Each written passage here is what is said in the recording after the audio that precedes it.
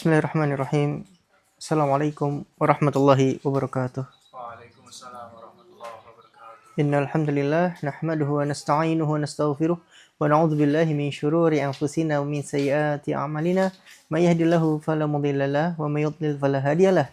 Asyhadu an la ilaha illallah wahdahu la syarikalah wa asyhadu anna Muhammadan 'abduhu wa rasuluhu la nabiyya wa la rasula ba'dah. Amma ba'd fa inna asdaqal hadithi kalamullah.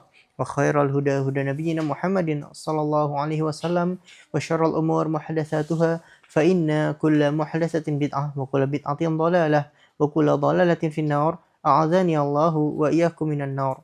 Pertama-tama puji syukur milik Allah Subhanahu wa taala yang telah memperjalankan kita dari rumah-rumah kita menuju salah satu tempat di mana kita bisa berkumpul, kita mempelajari dan memperdalam apa yang menjadi ketentuan syariat Islam. Maka ini semua adalah nikmat yang perlu kita syukuri, yang mana tidaklah orang-orang lain diberikan nikmat kecuali kita yang sedang berkumpul di tempat ini.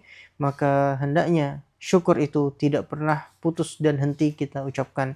Kemudian salawat serta salam senantiasa tercurah kepada Nabi penutup para Nabi, beliaulah Muhammad bin Abdullah sallallahu alaihi wasallam. Semoga kita bisa bersama-sama berittiba, senantiasa mengikuti langkahnya hingga yaumil qiyamah, dan kita bisa berkumpul di telaga beliau sallallahu alaihi wasallam, dan juga kita bisa membersamai beliau di surga Firdaus al-A'la. Amin ya rabbal alamin. Dan kami ucapkan jazakumullahu khairan pertama-tama kepada sahibul bait Mas Sultan dan Mbak Leha.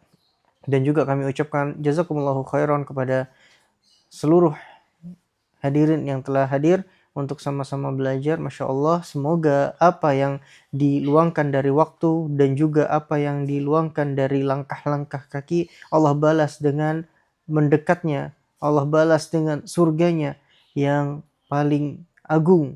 Amin ya rabbal alamin. Kita lanjutkan. Terakhir kemarin kita telah membahas tentang tentang khitbah, masalah khitbah kepada wanita yang itu berkaitan dengan wanita yang masih lajang maupun wanita yang sudah ditinggal atau bahasa kita adalah janda. Kita sudah bahas semuanya. Kemudian kita juga sudah membahas tentang beberapa sunnah yang dilakukan ketika pengantin baru, sepasang pengantin baru, ya, dari hari, kemudian tempat, kemudian apa saja yang dilakukan bagi pasangan suami istri baru, hendaknya mengikuti sunnah-sunnah tersebut. Sekarang kita akan masuk ke dalam pembahasan baru, fasal di mana wa arkanuhu, ya, ai arkanun nikah salasah, dan rukun dari nikah itu ada 3. Rukun dari pernikahan itu ada 3. Jadi yang hendaknya menikah perlu diperhatikan tentang rukun-rukun ini, ya. Ahaduha az-zaujani al-khaliyani minal mawani'. 2 pasang, ya, calon mempelai yang kosong, yang tidak dibatasi dengan penghalang pernikahan, ya. Jadi ada orang-orang yang dibatasi untuk dia menikah, dilarang ketika dia menikah. Yakni siapa? Salah satunya di sini kal iddah, seperti wanita yang sedang dalam iddah, atau orang-orang yang sedang ihram. Maka mereka terhalang untuk menikah, tidak diperbolehkan. Ya, jadi 2 orang mempelai atau 2 orang calon mempelai yang mereka itu tidak terhalang oleh penghalang-penghalang pernikahan. Itu adalah rukun yang pertama. Harus ada mempelainya dulu, ya. Jadi kalau misalnya sudah persiapannya 99% tapi 1%-nya mempelainya nggak ada, nah berarti rukunnya nggak terpenuhi, sama aja, ya. Kemudian yang kedua, wasani al-ijab, ya, lafat ijab. Wa huwa al-lafdhu shadiru minal wali au man yaqumu maqamah. Dia adalah lafaz yang terucap, yang keluar dari wali si mempelai wanita atau dia yang menggantikan posisinya. Contoh, wali dari seorang wanita tersebut adalah ayahnya. Cuman ayahnya sedang dalam kondisi safar yang jauh, atau di luar kota, atau di luar negeri dan semisalnya. kemudian diperwalikan kepada siapa saja, pamannya, kerabat, dan orang-orang yang dipercayai oleh sang ayah tersebut. Maka dia boleh mengeluarkan lafadz ijab. Sebagaimana di Indonesia sering ayah-ayah memperwalikan kepada hakim, ya, kepada MUI. Nah, maka ini menjadikan nikahnya tetap sah walaupun tidak langsung keluar dari ayah, ya, karena ayah telah memberikan wakil. Wasalis, dan yang ketiga al-qabul, ya, lafadz qabul, wa huwa al-lafdhu shadiru minaz zauji aw man yaqumu maqamah. Dia adalah lafadz yang keluar dari si mempelai pria atau orang-orang yang menggantikan posisinya. Nah, jadi di sini perlu diketahui tidak harus si pria itu berakad secara langsung, ya. Tidak harus si pria itu berakad secara langsung. Boleh orang lain mengakadkan untuk dia. Contoh misalnya apa? Dia sudah persiapan walimah di hari Ahad. Qadarullah apa? Di hari Ahad dia sakit, masuk rumah sakit. Tapi acara sudah besar-besaran, sudah disiapkan. Maka tidak mengapa orang lain duduk untuk melafatkan lafadz qabul. Tapi lafadznya nanti akan disebutkan dengan nama si fulan. Saya nikahkan, ya, ini untuk wali, saya nikahkan, ya, fulanah binti fulan, ya, dengan fulan ibn fulan, ya. Atau, ya, dengan nanti si wakil juga menyebutkan saya memperwakilkan fulan bin fulan, terima. Nah, jadi seperti itu. Jadi dia boleh untuk orang lain mengqabul akad tersebut, mengqabul akad tersebut. Jadi tidak harus dari si mempelai laki-laki. Contoh misalnya apa? Antum di luar kota gitu kan. Akhirnya apa? Dan ini banyak terjadi di zaman sekarang. Orang apa? Khitbahnya online, nikahnya online. Ya. Ya, jadi Masya Allah, ya. Bahkan kalau dia ingin tidak perlu online, dia minta seseorang, ya, untuk mengakadkan atau mengkabulkan kepada si ayah atau si wali dari si wanita tersebut. Nah, inilah rukun nikah. Dan perlu diketahui, ya, sedikit ilmu bagi para ibu-ibunya. Tidak ada apa, Mas? Tidak ada arkan rukun dari nikah itu adalah ridho dari si istri pertama, ya. Jadi kalau ya, jadi itu perlu diperhatikan. Kadang ini menjadi permasalahan besar di kalangan orang-orang, ya. Kenapa? Ya itu, dia tidak memahami tentang rukun-rukun nikah dan semisal. Kenapa? yang apa? Yang bapak-bapaknya pada senyum-senyum. Itu adalah pengetahuan untuk para ya. Jadi salah satunya, ya, sebagaimana teman kita, para wanita ini boleh mempersyaratkan, nanti akan masuk di bab syarat. Boleh mempersyaratkan, boleh dengan perkara-perkara kalau memang apa? Dia ingin untuk mengikat si suami tersebut, ya. Kita akan masuk kepada bab syarat nanti insya Allah. Lanjut. Lafadz ijab. Ya, kita masuk kepada bagian-bagian tentang lafadz ijab. Wala yasihun nikah, ya, mimman yahsunul lughah al-arabiyah bi ghairi lafadz zawwajtu au ankahtu. Dan tidaklah sah pernikahan bagi orang-orang yang fasih di dalam bahasa Arab selain menggunakan lafadz, ya, zawwajtu saya nikahkan atau ankahtu saya nikahkan sama. Nah, ini kalau misalnya wali ingin menikahkan seseorang dengan bahasa Arab, hendaknya dia pakai lafadz ini. Jangan pakai lafadz yang lain. Contoh, saya walikan anak saya kepada kamu. Nah, ini nggak masuk karena masih ada ihtimal. Walikan itu apa? Ya, bisa saja dalam urusan yang lain dan semisalnya, atau saya pasrahkan, enggak. Tapi harus benar-benar pakai lafadz saya nikahkan gitu ya. Nah, li'annahuma lafdhani alladzani warada bihal Qur'an. Dikarenakan dua lafadz ini adalah lafadz yang Al-Qur'an turun dengannya. Yang Al-Qur'an menjelaskan tentangnya. Wali amatihi. Ya. Nah, ada kekhususan bagi orang-orang yang ingin untuk apa? Menikahi amah. Apa amah? Budak wanitanya. Budak wanitanya. Bisa menggunakan lafadz a'taqtuki. Saya membebaskanmu dari perbudakan. Boleh. Ya. Kemudian ditambahkan waja'altu itqaki sodaqaki. Dan aku jadikan kebebasanmu sebagai mahar. Maka di sini sebuah penunjukan mahar itu tidak harus sesuatu yang apa? Sesuatu yang berupa material. Walaupun hukum asalnya ya, mahar itu adalah perkara yang punya nilai. Nanti kita akan masuk kepada bab mahar ya. Bab yang paling dibenci bapak-bapak insyaallah ya. Atau nanti bagian apa namanya tentang sodak apa?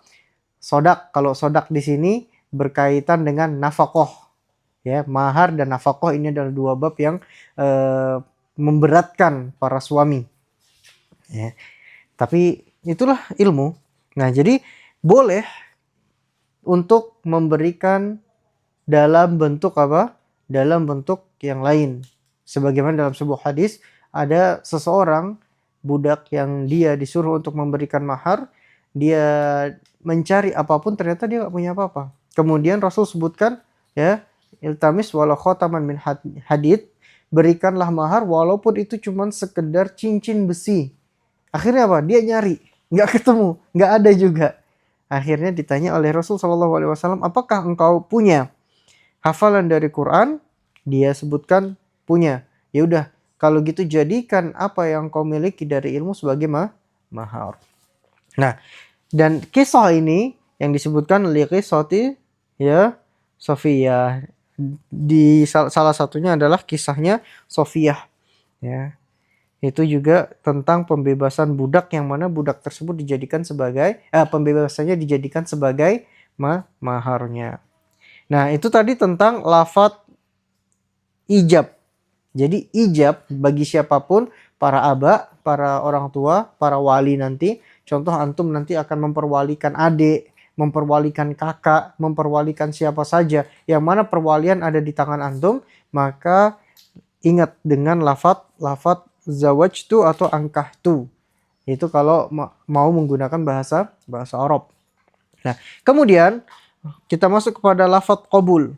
Wala yasihul qabul illa bilafadz. Tidak sah ya qabul ya dari akad kecuali dengan lafadz qabiltu hadzan nikah. Saya terima nikah ini, atau zawajtuha, saya menikahinya, atau tazawwajtu, saya menikahi. Au qabiltu, saya terima. Au raditu, atau saya ridho. Nah, ini alal mazhab Hanabilah. Alal mazhab Hanabilah. Disebutkan kalau menggunakan lafadz Hanabilah ya, atau kita berpegang dengan mazhab Hanabilah, cuman dengan lafadz yang menunjukkan qabul itu cukup. Misalnya ada orang mengatakan saya nikahkan fulan dengan kamu.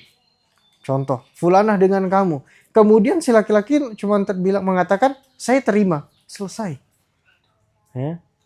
Walaupun beberapa mazhab yang lain ada detailnya sebagaimana yang kita dapatkan di sini ya, dan semisalnya di mazhab Syafi'i ya. Selanjutnya wayasihun nikah. Nah, ini perlu diperhatikan bagi siapapun yang memperwalikan atau dia berpegang di tangannya perwalian ya. Wayasihun nikah min hazilin. Dan nikah itu tetap sah dari orang-orang yang bersenda gurau. Ya, jadi contoh misalnya ada suatu keluarga yang telah ditinggal ayahnya. Kemudian perwalian dari si anak perempuan berpindah kepada si anak laki-laki. Entah anak laki-laki itu statusnya sebagai kakaknya atau adiknya. Kemudian dia senda gurau aja, bercanda. Ntar tak nikahin kamu sama kakakku gitu kan. Terus habis itu temannya bilang, saya terima. Wah, jadi. Ya. Nah, jadi hati-hati dengan masalah pernikahan. Pernikahan. Jadi senda gurau itu dihitung serius. 3 hal yang senda guraunya terhitung serius. Pertama, nikah. Yang kedua, tolak. Yang ketiga, rujuk. Ya. Jadi hati-hati ketika para suami yang mana telah memasuki fase ini, jaga lisan, jangan sampai senda gurau atau terlepas dari kata yang kedua. Ya. Adapun yang ketiga, ya, itu juga masuk. Ya.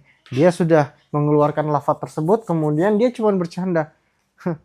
Bisa-bisa saya rujuk kepada kamu lagi misalnya. Atau ntar malam siap-siap kamu. Nah gitu kan. Lafaz-lafaz candaan yang menunjukkan ya perkara rujuk. Maka itu terhitung lanjut.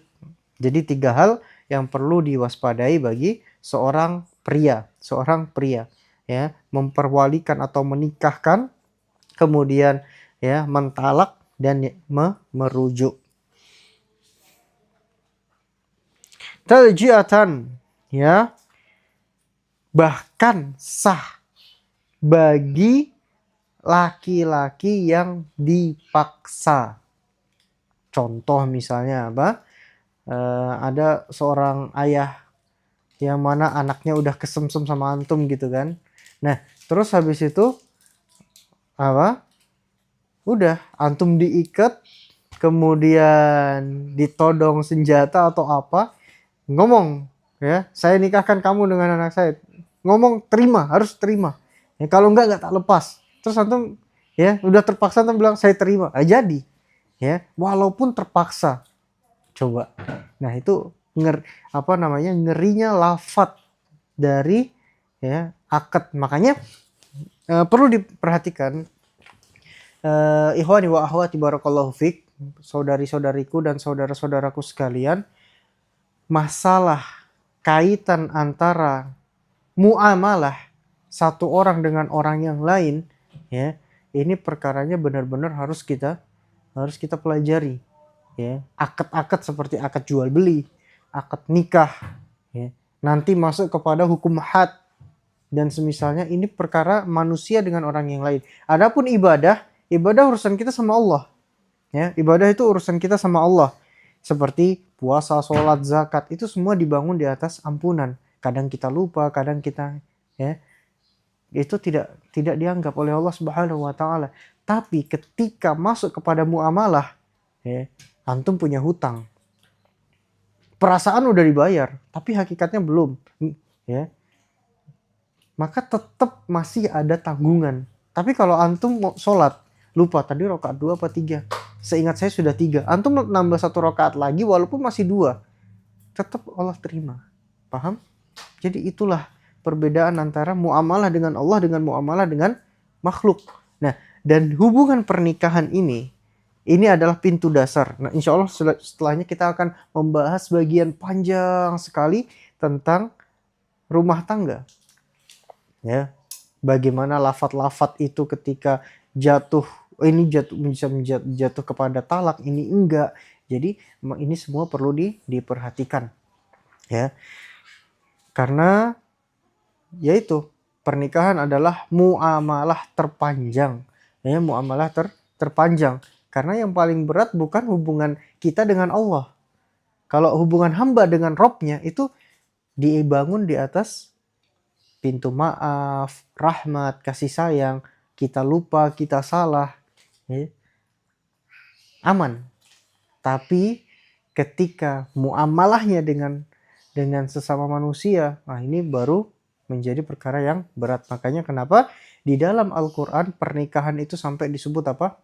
Mitsaqan ghalidha, ya, ikatan yang sangat kuat, perjanjian yang benar-benar kuat. Nah, jadi perlu diperhatikan.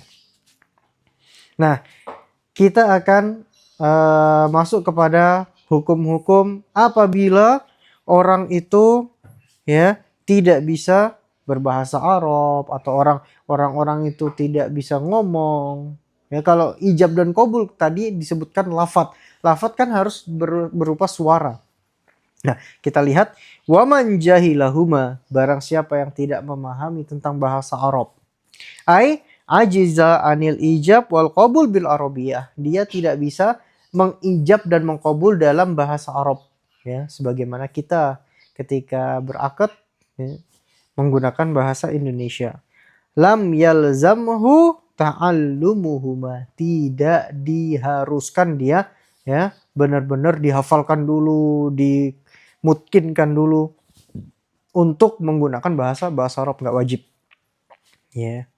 Wa kafahu maknahuma, ya, al khassu bikulli lisan, dan cukup kita gunakan makna yang semisal daripada itu yang masih menjadi kekhususan setiap lisan. Lisan Indonesia ya udah dengan bahasa Indonesia, itu maksudnya. Lisan Inggris dengan bahasa Inggris. Ya. Lisannya Indonesia mau sok-sokan pakai bahasa Inggris ternyata salah semua, apalagi salah sebut nama, wah bahaya. Nah, nanti kita akan sebutkan juga tentang bagaimana kalau dia ya salah nikah. Nah, itu ada pembahasan juga.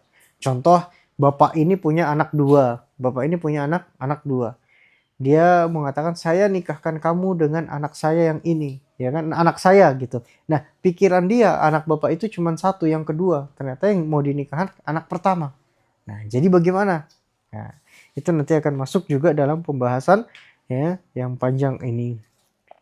Lihat, kenapa diperbolehkan menggunakan bahasa selain bahasa Arab? Li'annal maqsuda huna al-ma'na dunal lafadz. Karena yang dimaukan dalam akad ijab qabul itu adalah apa? Maksud dari tujuannya adalah ya, adalah terhasilkan akad tersebut.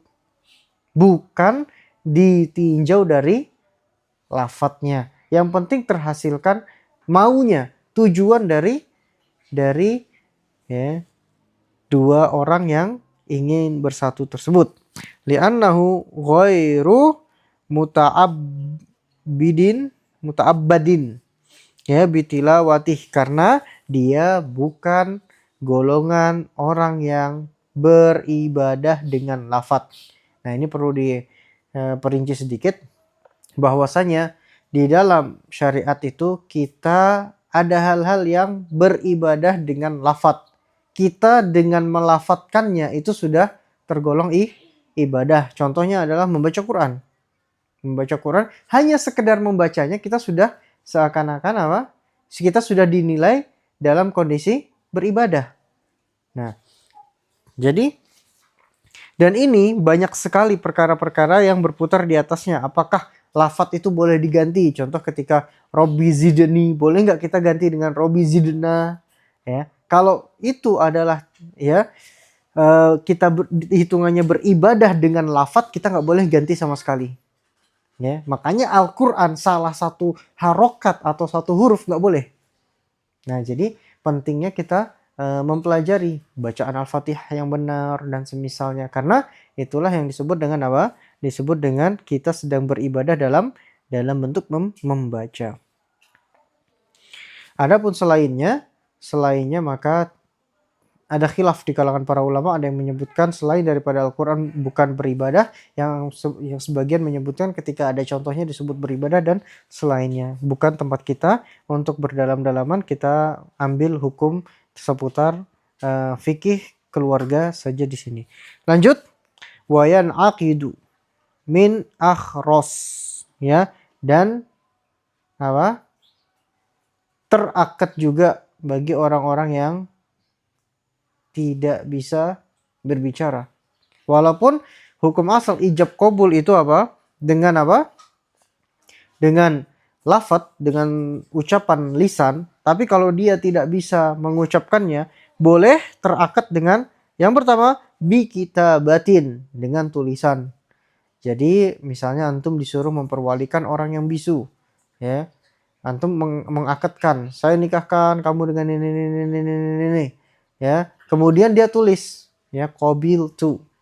Nah, terus dia tunjukin ke antum. Nah, sah, ya. Atau wa isyaratin mafhumah, dan dengan isyarah yang dia pahami, ya. Mungkin kalau apa, dia mengangguk, menunjukkan, mungkin mengangguk begini, saya terima, oh ya udah, ya pokoknya isyarat dari dia yang menunjukkan penerimaan, maka itu terakad. Fa in taqaddamal qabul alal ijab lam yasih. Nah ini, ya, kalau seandainya, ya, ada yang mengkabul dulu sebelum adanya ijab, ya. Dia udah kebelet pol pengen nikah gitu kan. Sebelum ijab, sebelum disebutkan saya nikahkan, atau baru setengah ucapkan saya nikahkan, langsung dia saya terima. Jadi belum selesai apa? Yang wali ini menyebutkan tentang apa? Tentang lafadz ijab secara full, dia sudah apa? Mendahului dengan qabul, ya. Maka hukumnya apa? Lam yasih, tidak sah, ya. Jadi tetap tidak terakad. Li'anal qabula innama yakunu lil ijab, karena qabul itu datang setelah ijab. Apa yang mau dia terima kalau tidak ada lafadz ijab, ya.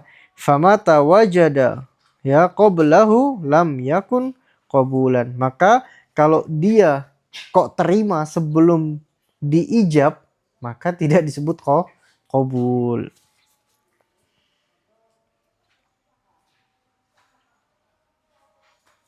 Wa in ta'akhkhara ay taraha al-qabul anil ijab sahha madama fi majelis. Apabila, ya, tidak dalam waktu seketika, tidak langsung. Kalau di kita kan, ya, saya nikahkan fulan, habis itu langsung dijawab kan.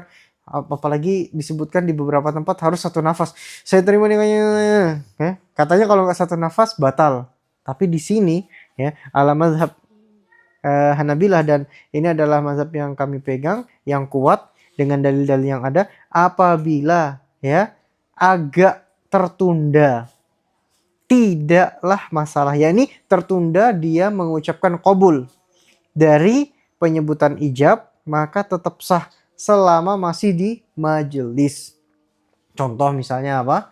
Contoh misalnya ada wali menyebutkan saya nikahkan fulan. Terus habis itu antum ada telepon, ya, angkat dulu, ngomong, kemudian selesai. Ntar ini orang lagi mau apa namanya, mau ijab kabul malah ditelepon, nanti aja urusannya nanti. Dimatiin. Habis itu langsung antum sebutkan qabil tuh bla bla bla. Nah, itu masih sah, ya. Itu tetap sah selama antum masih di majelis akad, ya, tempat berputarnya, tempat akad itu berlangsung. Tapi kalau misalnya sudah apa? Sudah disebutkan saya nikahin, ternyata ada telepon, antum keluar dulu. Nah, ini hitungannya apa? Harus di ijab qabul ulang. Jadi tidak sah ketika dia keluar ngangkat telepon, matikan, terus teriak dari luar, "Saya terima." Nah, itu enggak sah.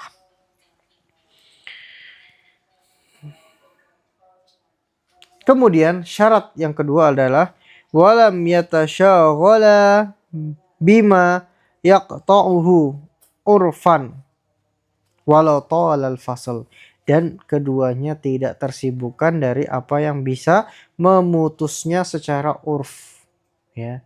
Contoh secara urf itu kebiasaan kita. Apa sih yang disebutkan bahwasanya itu masih dalam satu majelis, ya. Nah, karena terkadang apa? Ada beberapa hal, contoh misalnya, ya, misalnya dia ngantuk pol.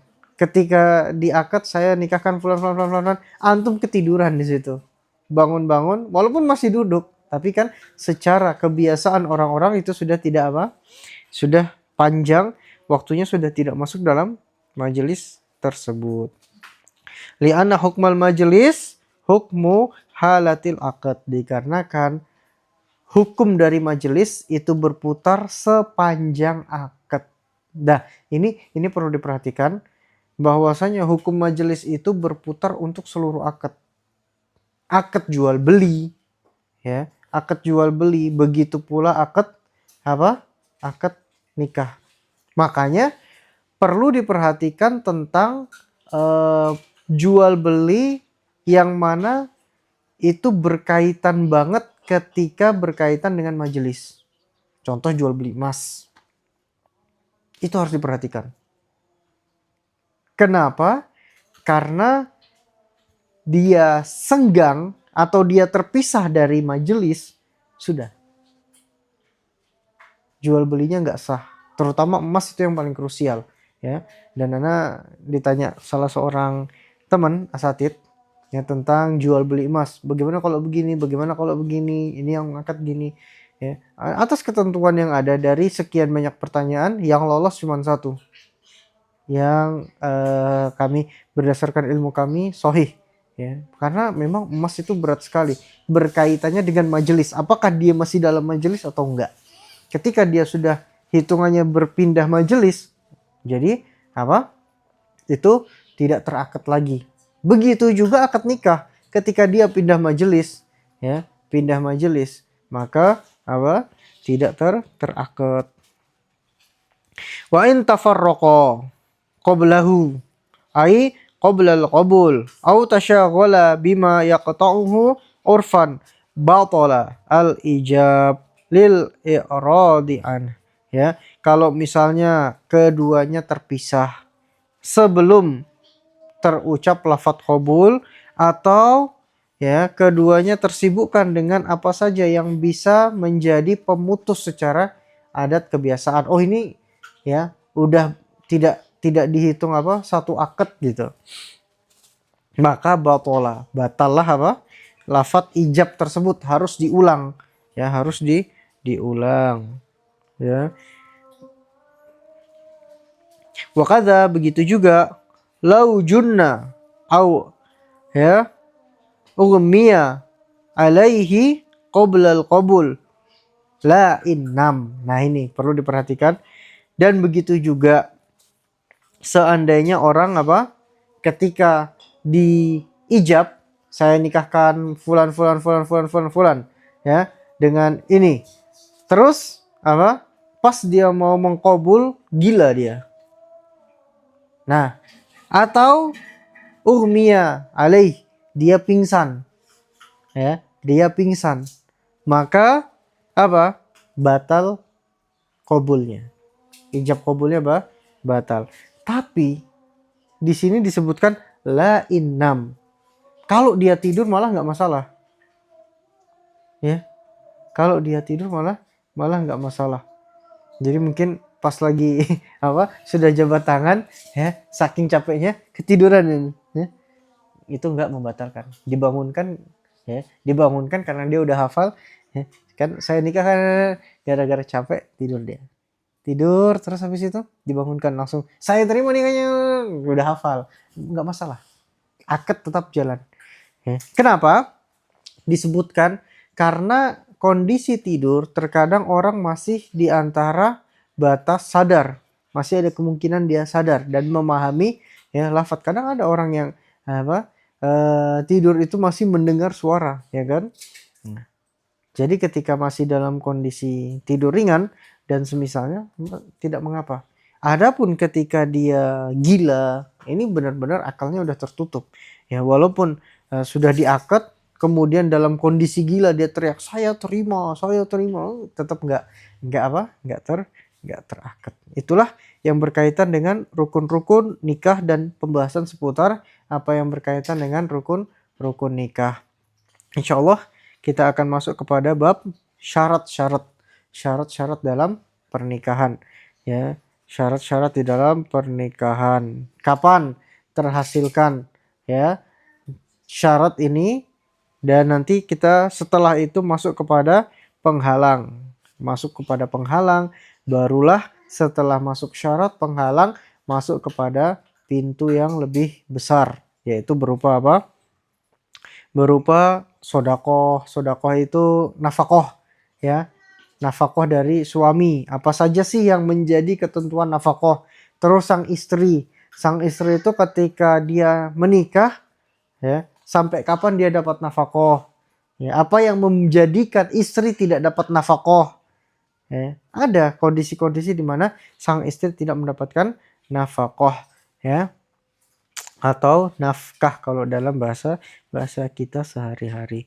Nah, mungkin itu saja tentang pembahasan dari rukun-rukun nikah. Cuman ada 3. Yang penting ada mempelai, ada ijab, dan ada qabul. Ada ijab dan ada qabul. Kemudian nanti akan masuk kepada syarat-syarat nikah, ya. Dan syarat nikah serta rukun harus terpenuhi, kemudian mawani nikah harus ditiadakan, maka terhasilkan akad. Wallahu taala alam bisawab. Mungkin sebelum ditutup ada yang ingin sharing, diskusi, tanya jawab? Tapi izin nanya, Pak. Hmm. Dulu waktu anak mau nikah itu disaranin sama penghulunya. Jadi misal nikahnya sama gadis itu tidak di meja gitu, gadisnya tidak di meja. Sedangkan kalau nikahnya sama janda, jandanya itu di meja akadnya. Itu benar apa enggak, ada dalilnya atau tidak?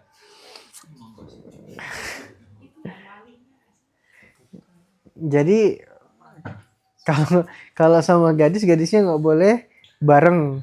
Ya enggak di sampingnya. Iya, nggak boleh bareng. Tapi kalau janda dibarengkan, ya, itu termasuk adat yang salah dan hendaknya tidak diikutin. Kalau bisa kita jelaskan. Kedua-duanya tidak boleh dibersamai. Tidak boleh dibersamai. Kenapa? Walaupun dia sudah janda tapi kan belum diakad. Ya, belum diakad. Nah, itu yang pertama. Yang kedua adalah di dalam Islam wanita itu dimuliakan dengan dia menanti. Jadi mau akad, mau acara kayak gimana, wanita tuh di kamar, ya, di kamar. Kemudian kenapa Islam menjadikan wanita itu tetap di kamar? Karena ketika sang laki-laki telah mengakad dan dia dalam kondisi berjalan menuju kamar, menuju tempat si wanita, sebelum melihat dan apapun, kemudian dia berubah pikiran. Kayaknya Anda masih belum siap nikah lah. Padahal baru akad, akhirnya langsung ditalak.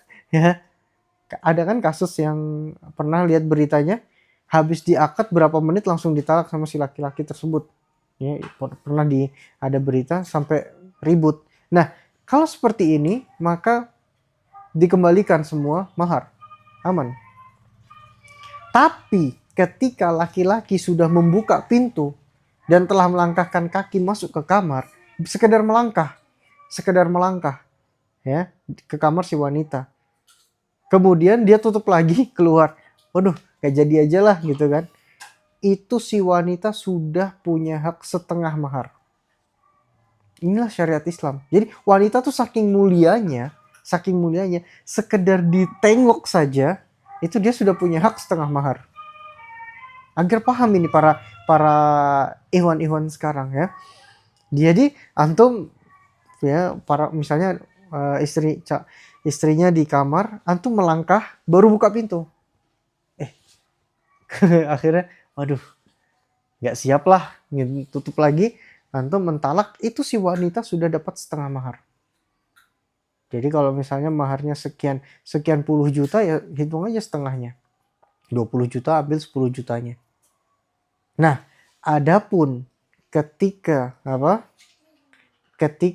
si laki-laki itu sudah duduk, ya, sudah duduk dengan si wanita, atau bahkan kalau bahasa yang membahagiakan di Indonesia sudah masuk kepada malam pertama, maka laki-laki sama sekali tidak boleh menuntut sedikit pun, walaupun malam pertama itu cuma 3 menit. Misalnya, ya, 3 menit, dah nggak kuat lagi lah, pusing malahan gitu kan. Dia keluar, dia mentalak, dia tidak boleh ngambil sedikit pun dari mahar. Ya, itulah ketentuan pemuliaan seorang wanita. Jadi ada batasan-batasan dari sini sampai sini, ya silahkan dia kalau dia masih membatalkan nggak masalah. Nah, permasalahan ketika didudukkan di sebelahnya, ya itu sudah terlihat dan semisalnya, maka ini kurang dari sisi peninjauan. Ya sang wanita udah langsung mendapatkan setengah mahar. Ya makanya wanita-wanita itu masya Allah dimuliakan di dalam Islam sampai ya udah bagusnya kalau menggunakan syariat Islam, ya udah mereka nunggu aja di kamar, kita akad, ya kita akad, kemudian berlangsung. Nah terus kalau yang di KUA gimana, yang wanitanya harus datang, itu berarti ketika pertemuan udah masuk setengah dari mahar, itu sudah menjadi hak si wanita. Coba ya, masya Allah gitu. Nah jadi para wanita perlu diketahui sesungguhnya mereka itu dimuliakan dalam Islam, maka hendaknya memuliakan diri sendiri, ya jangan mengikuti tren-tren yang malah menghancurkan atau menghilangkan kemuliaan diri mereka sendiri. Wallahu taala a'lam bissawab. Ada lagi? Monggo. Mas Monica juga ini katanya kalau misal walinya bapaknya langsung itu mempelai wanitanya tuh boleh nggak di situ, nggak di sampingnya. Tapi kalau diwakilkan itu harus di sampingnya si mempelai pria. Nah itu insya Allah besok akan masuk pada pembahasan syarat-syarat nikah. Termasuk syarat kita buka sedikit, kita akan masuk sedikit. Termasuk syarat adalah terhasilkan ta'yin. Ta'yin itu adalah penjelas atau pembeda. Sebagaimana tadi contoh misalnya ya, seorang bapak dia punya anak cuma satu. Mau anaknya di luar kota, anaknya di mana, ya. Ketika bapak tersebut bilang saya nikahkan anak saya misalnya, kan? Terus ada laki-laki datang, saya terima. Ya, karena sudah terhasilkan anaknya cuma satu, nggak ada yang lain, nggak masalah. Kecuali kalau belum terhasilkan ta'yin, maka harus ditunjuk ketika dia tidak menyebutkan nama. Saya nikahkan kamu dengan anak yang ini, anak saya yang ini. Ya itu silahkan anak wanitanya datang. Ya. Nah jadi yang seperti tadi itu adalah perkara yang antara pas dan enggak pas. Ya, di sebagian perkara memang pas, tapi di sebagian perkara juga tidak pas. Hanya saja si wanita itu boleh untuk dia tetap di kamar dan semisal selama terhasilkan ta'yin. Contoh di Indonesia ta'yinnya dengan apa? Penyebutan nama. Ya, jadi mau anaknya 10 disebutkan nama yang membedakan. Ya, nama yang membedakan. Contoh kalau dia punya anak 10, namanya sama semua. Ya, ada teman kami dulu, teman kami tapi laki-laki, alhamdulillahnya, namanya dari kakak pertama sampai anak kelima namanya Ki Agus semua. Jadi mau anak pertama Ki Agus, yang membedakan apa? Nama belakangnya. Yang satu Alvin, yang satu ya siapa gitu. Ya. Nah, jadi pakai yang membedakan. Jadi pakai namanya, saya nikahkan Alvin bin Fulan gitu. Jangan pakai Ki Agusnya. Saya nikahkan Ki Agus dengan Fulan, yang nanti kakaknya ngikut merasa saya udah dinikahkan juga, kan bahaya. Jadi seperti itu ya. Nah, jadi alhamdulillah di Indonesia terhasilkan ta'yin. Nah, kalau misalnya ta'yin itu tidak terhasilkan, contoh dia punya anak 2, namanya ya Zainab dua-duanya. Bapaknya satu sama, bapaknya Abdullah, Zainab bin Abdullah, ya kan? Nah, terus lahirnya barengan juga. Nah, terus bagaimana kalau kayak gini? Boleh dia menyebutkan, saya nikahkan kamu dengan Zainab besar. Boleh pakai kata besar agar membedakan, atau Zainab yang kecil. Gitu. Ya. Nah, jadi makanya kemarin seperti